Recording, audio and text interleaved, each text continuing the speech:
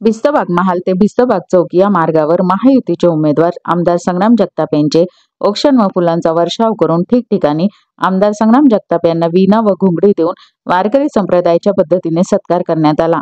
आमदार संग्राम जगताप हे वारकरी कुटुंबातील असल्याने त्यांच्या प्रचार फेरीत 200 बाल वारकरी सहभागी झाले होते। सावेडी उपनगरात आमदार संग्राम जगताप यांचे अभूतपूर्व स्वागत नगरकरांनी केले।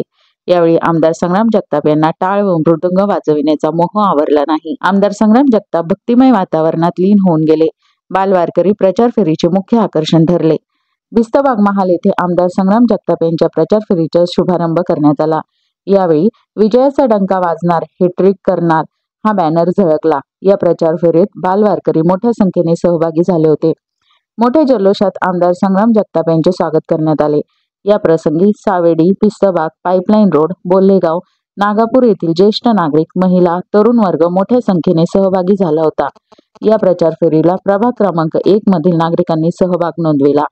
तसेच ठिकठिकाणी फिक्स आमदार, नामदार, विजयाची हेट्रिक, भावी मंत्री, विजयी भव हे बॅनर झळकले। नागरिकांनी उत्स्फूर्त सहभाग घेऊन आमदार संग्राम जगताप यांचे स्वागत केले। अनेक ठिकाणी जेसीबीद्वारे फुलांची पुष्पवृष्टी करण्यात आली। या रॅलीचा समारोप भिस्तबाग चौकात करण्यात आला। यानंतर चौक सभेत आमदार संग्राम जगताप यांनी सभेला संबोधित केले।